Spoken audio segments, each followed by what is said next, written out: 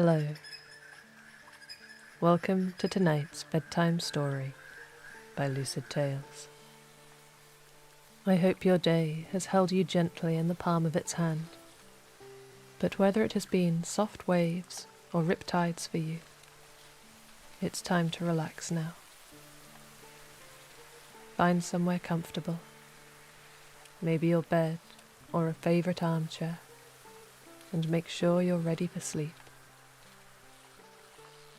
Gently rotate your shoulders if you can, and feel the freedom in your body, the little loosening that means it's time for bed. Tonight's story is the tale of the founding of Rome, in belated honour of Lupercalia. Back in the ancient days, when the gods were only just being woven, and the great city of Rome had not yet been built in a day, there was a woman, a brave and shining woman called Rhea Silvia, a Vestal virgin by whose vigilance the eternal flame was kept. Rhea Silvia had been the daughter of Numitor, a king of a great Latin city. But then came a red day, a day of fear and blood and change. Her uncle Romulus deposed her father and took the crown for his own, ruling that great city in his place and sending Rhea Silvia away to swear a vow of chastity and guard the great flame so that his line would continue unchallenged. However, it was not to be.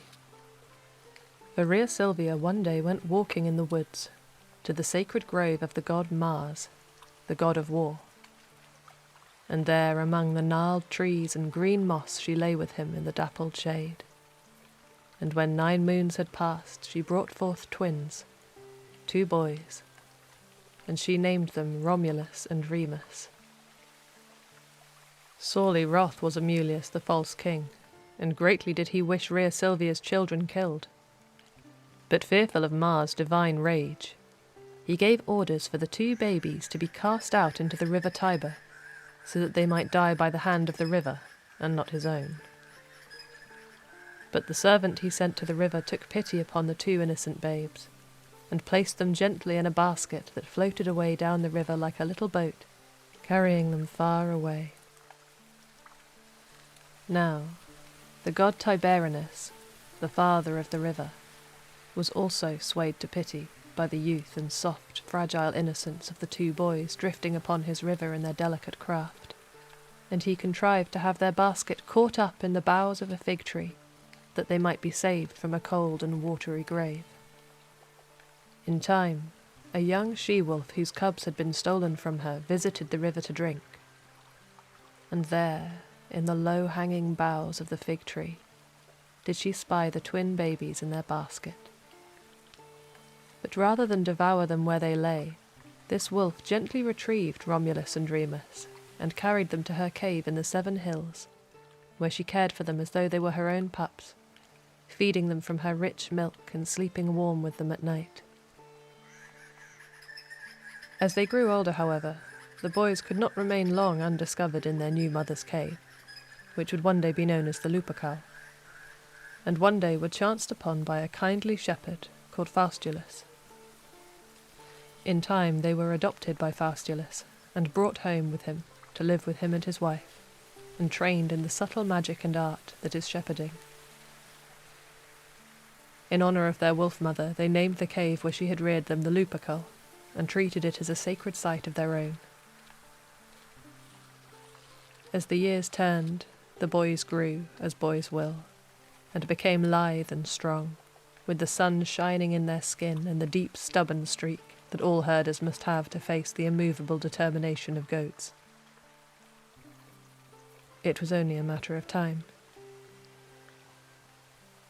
One bright day at market, they and a gathering of their friends and followers came up against a dispute between the followers of the king Romulus and those of the deposed Numitor. Angry words became shouts, became challenges, and soon a brawl ran rampant through the market.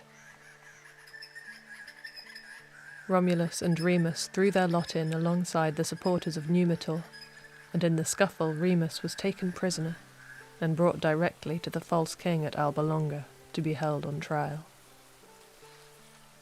While Remus's identity was not known, and he himself was ignorant of his own heritage, his presence in the fight was a heavy crime, and he faced death for his treason.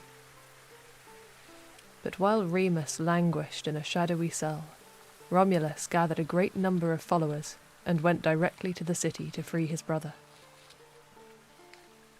There he encountered Numitor's loyal supporters, and with their aid freed his brother from the jail where he was held.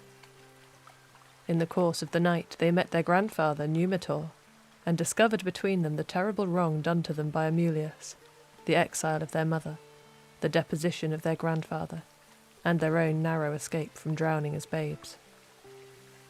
They lent their strength to Numitor's cause, and after a bloody battle, restored him to his throne as king of Alba Longa. Of course, being young and hardy men full of pride and vitality, they set forth into the world to found a city of their own. But alas, as they returned to the 7 hills, the 2 brothers fell into dispute over where they should build their fine city. Romulus desired the Palatine Hill, above the Lupercalia itself, but Remus demanded that they build the foundations upon the nearby Aventine Hill. The vantage point was better, he claimed, the ground more suited. But Romulus would not be swayed. The 2 of them argued for many days, but at last decided that they should allow the decision to be made by the gods. After all, were they not sons of Mars? Did divinity not flow through their very veins? And so each youth retired to his chosen hill, and sought the gods' approval through augury, the divination of birds. Remus made his sacrifice, and set himself aside, and in his time on the Aventine Hill saw 6 vultures land to feast. He went directly to the Palatine Hill to boast of having won their bet, as the birds had shown to him first. But as Remus approached, 12 vultures came to feast upon Romulus's sacrifice, and so he too claimed to have won their argument by dint of numbers. And so their fight continued, and at last Romulus turned on his heel and began digging the foundations for a new city on the Palatine Hill above the Lupercalia, resolving to build it alone if necessary. For many days he laboured, sweating under the hot sun, digging and building at first alone, and then with his friends and followers who had travelled after him from Alba.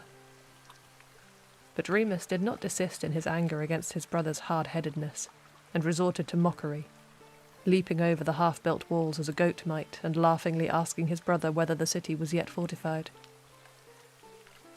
At last, Romulus, driven past all sense and restraint from his brother's mockery and heckling, in his anger took up a spear and cast it at his brother. And Remus, alas and alack, failed to shy away in time to avoid its sharp, thirsty point. He fell to the ground, stricken and bleeding his lifeblood out upon the earth of the hill. Romulus ran to his brother's side, but there under the hot sun by the half-built walls of a city yet to be, there was nothing he could do to save his brother's life. And so Remus died there that day, and left Romulus alone, the lonely half of the whole they had been. He was buried with all funeral rites and honour, and the city was built, not in a day, but over time, growing up strong out of the earth of that hill and sprawling out across the valleys. Every year, in the middle of February, Lupercalia celebrated the fertility of the city and its people, becoming a time for love and sex and the growing of food, and its annual sacrifice of a goat and a dog took place at the Lupercalia itself, where Romulus and Remus were first saved by the wolf. Romulus was Rome's first king, and founded its institutions, its military, its government, and over time that city spread out across half a continent and crashed upon the shores of the sea like an iron hammer.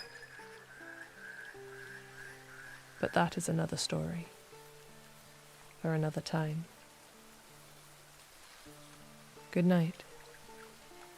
Sleep well, and I will see you soon for another bedtime story.